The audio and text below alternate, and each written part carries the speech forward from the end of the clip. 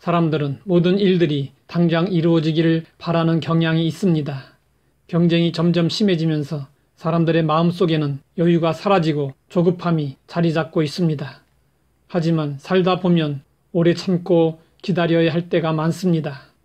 예수님을 믿으면 천사처럼 변할 줄 알았는데 여전히 육적인 옛 모습 그대로일 때, 주변 사람들의 변화를 기대했는데 전혀 바뀌지 않을 때 우리는 실망하게 됩니다.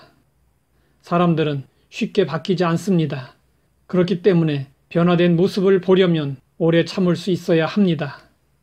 사도 야고보는 이 점에 있어서 선지자를 본으로 삼으라고 말씀하고 있습니다. 선지자의 의무는 사람들을 하나님께로 돌아오도록 하는 것입니다. 다시 말해서 사람들의 태도를 바꾸는 것입니다. 그러면 사람들은 선지자들의 외침에 어떻게 반응했을까요? 사람들은 바른 말을 싫어합니다. 그래서 선지자들의 말에 귀를 닫았습니다. 선지자들의 말을 듣기는커녕 오히려 선지자들을 박해했습니다. 선지자 중에 고난이 없었던 사람은 한 사람도 없었습니다. 우리가 사람에 대해서 알아야 할 지식 중에 하나는 사람들은 변화하기를 싫어한다는 것입니다. 변화를 거부하는 것은 인간의 본성입니다. 이 사실을 알면 사람에 대해 실망도 덜하고 상처도 덜 받게 됩니다.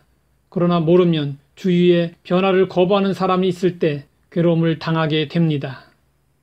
배우자에게 변화를 요청했는데 조금도 변화의 기미가 없을 때, 자녀들에게 이것저것 하라고 거듭 강조하는데 들은 척도 하지 않을 때 우리는 분노와 좌절을 느낍니다. 변화되지 않는 사람과 사는 일은 대단히 어려운 일입니다. 사람들이 누군가를 변화시키려고 할 때 어떻게 할까요? 흔히 사용하는 방법은 더 많이 화를 내고 더 강하게 변화를 요청하는 것입니다. 그러나 그러면 그럴수록 사람은 변화하지 않습니다.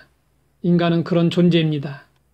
변화를 거부하는 사람들에 대해 우리가 할 수 있는 일은 하나님께 맡기고 하나님께서 변화시켜 주실 것을 믿고 기도하며 오래 참고 기다리는 것입니다.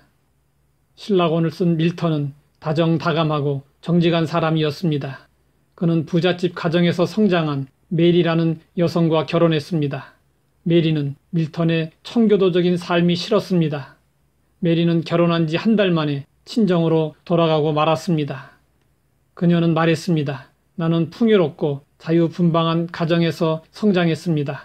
밀턴의 엄격한 청교도적 삶은 견딜 수가 없습니다. 그러나 밀턴은 인내심을 갖고 아내를 기다렸습니다. 2년 후 밀턴은 사회적으로 상당한 명성을 얻었고 메리의 가정은 완전히 몰락했습니다. 그러자 메리는 밀턴에게 돌아와 눈물로 용서를 빌었고 밀턴은 그녀를 받아 주었습니다. 고린도전서 13장을 사랑장이라고 합니다. 바울은 사랑에 대해서 언급할 때 가장 먼저 오래 참음을 꼽았습니다. 그리고 모든 것을 견디는 것으로 끝맺음을 했습니다. 사랑한다는 것은 오래 참고 견디는 것입니다. 신약 시대 때부터 종말과 심판을 경고했는데 왜 아직까지도 심판이 이루어지지 않고 있는지 사람들은 의아해합니다. 이에 대해 성경은 말씀하고 있습니다. 사랑하는 자들아, 주께는 하루가 1000년 같고 1000년이 하루 같다는 이 한 가지를 잊지 말라. 주의 약속은 어떤 이들이 더디다고 생각하는 것 같이 더딘 것이 아니라 오직 주께서는 너희를 대하여 오래 참으사 아무도 멸망하지 아니하고 다 회개하기에 이르기를 원하시느니라. 우리도 사랑한다면 선지자들을 오래 참음의 본으로 삼아 오래 참으며 변화되기를 기다려야 합니다. 하나님 아버지, 오래 참아야 할 이유를 알게 하시고 마음을 다스릴 수 있게 하시니 감사합니다.